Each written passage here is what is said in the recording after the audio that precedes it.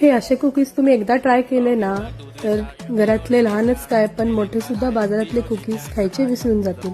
So hello, मी स्नेहल आणि ही माझी 1 वर्षाची मुलगी आर्विका आणि welcome to the episode 2 of मी आरूसाठी काय काय बनवते.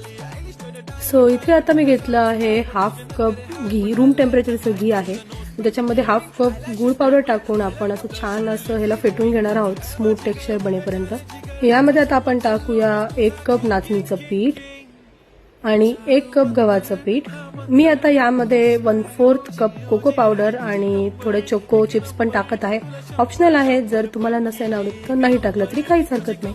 हे आता सगळं छान आपण एकदा मिक्स करून घेणार आहोत आणि एकदा चमचा कोट झाला असं वाटलं की मग चमचा बाजूला काढून आपण हाताने त्याला छान असं मिक्स करून घेऊ.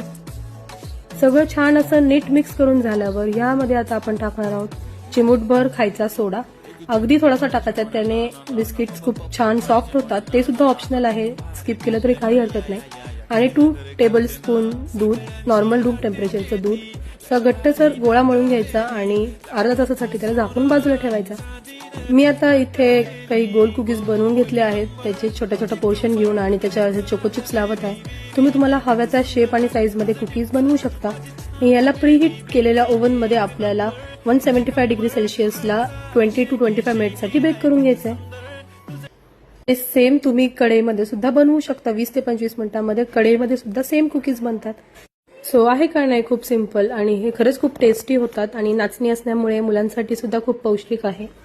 सो चला तर मग तुम्ही ट्राय करा आणि मला कमेंटमध्ये नक्की सांगा. अशाच नवनवीन रेसिपीसाठी आजच पेजला फॉलो आणि यूट्यूब चॅनलला सबस्क्राईब करा.